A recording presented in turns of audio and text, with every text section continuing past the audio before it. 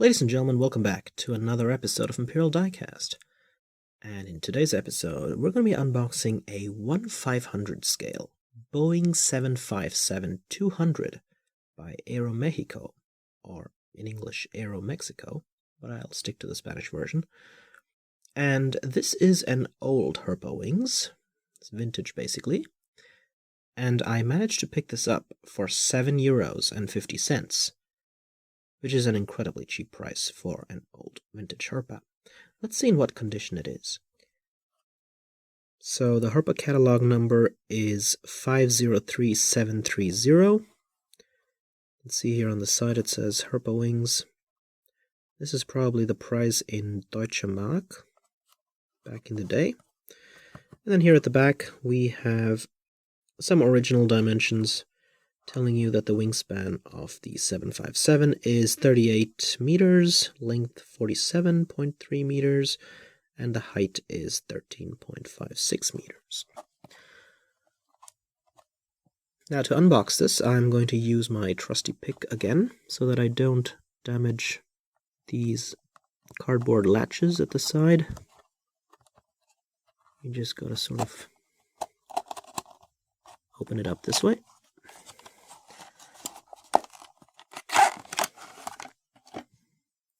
And here it is.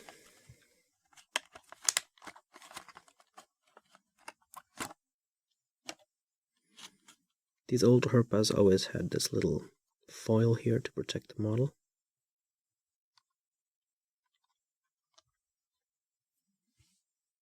And here it is, guys. The 1/500 scale 757-200.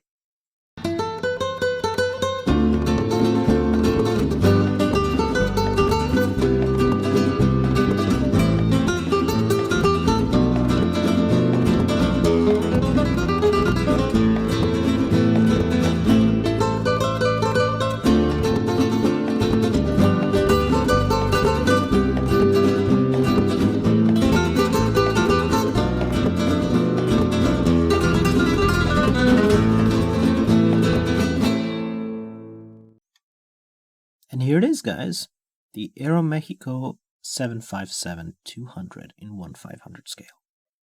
So let me tell you a little bit about the Boeing 757 first. Launched in the 1980s, the 757 is considered the twin-engine successor of the 727 trijet that debuted in the 60s. Both are single-aisle narrow-body planes, and therefore a separate class compared to the widebody airliners.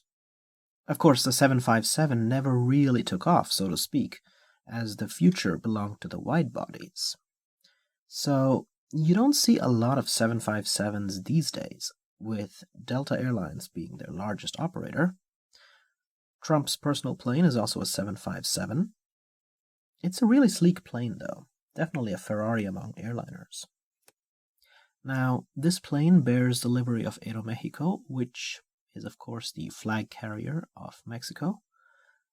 And perhaps we're going to start by taking a closer look at the vertical stabilizer, which bears the logo of an eagle warrior, or the Eagle Knight, as they call it.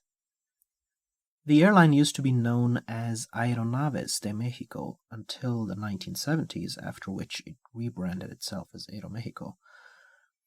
And this livery that you're looking at here used to be their livery from 1990 till 1998.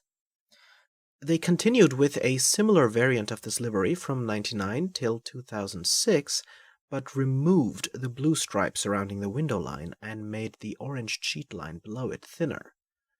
In accordance to this livery update, Herpa released a new generation version of this 757-200 with the updated livery, as you can see in this picture, but honestly, I prefer the older livery. You can see we have the blue trim around the window line, and then we have a bright red cheat line running along the fuselage below it, and covering the nose of the aircraft as well.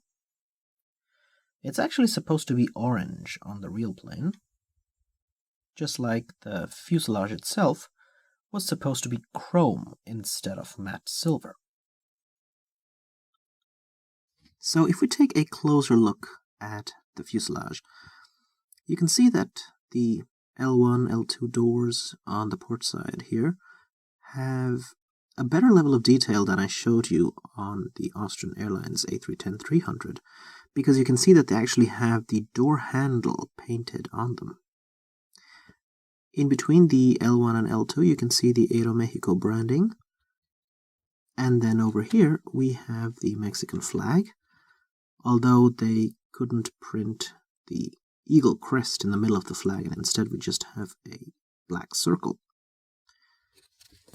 The windows aren't very detailed because they don't have any frames, but they still look good, I think.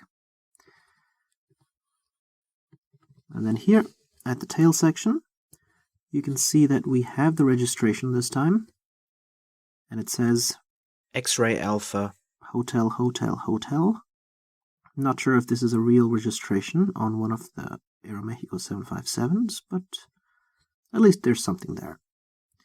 And here's a look at the horizontal stabilizers. You can see the rudders engraved on the back.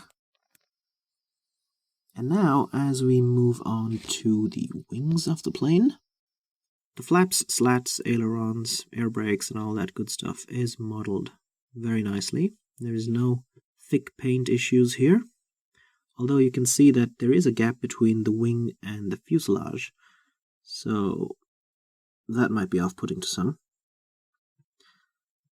Underneath the wings, you can't really see the trailing edge fairings, although here they're visible maybe a little bit better. Now when it comes to the engines, the Boeing 757 was either equipped with Rolls-Royce RB211s or Pratt & Whitney PW2000s, and these are the latter, and the way you can tell is that they are wider than the slimmer RB211s. The engine cowlings have silver trim on them, and you can see the fan blade detailing is done pretty well. The engine pods are also pretty white, so I wouldn't say that they are yellowed out or anything like that. And now taking a look at the front of the aircraft, you can see that the cockpit has a fairly good level of detail. The windows are painted. Of course, they don't have any frames because this is a vintage Herpa, an old generation one. There's also no windshield wipers, but the red nose looks pretty good. And this was also one of the reasons why I chose the 757 Aeromexico instead of the 767, which is also available. And that's because the 757 is simply a very sleek and nice plane, and I think that it fits the Aeromexico livery better than the stubby-nosed 767. And here's a look at the other side of the plane. Again, you can see that the livery does a really nice job of highlighting the windows and overall form of the 757-200.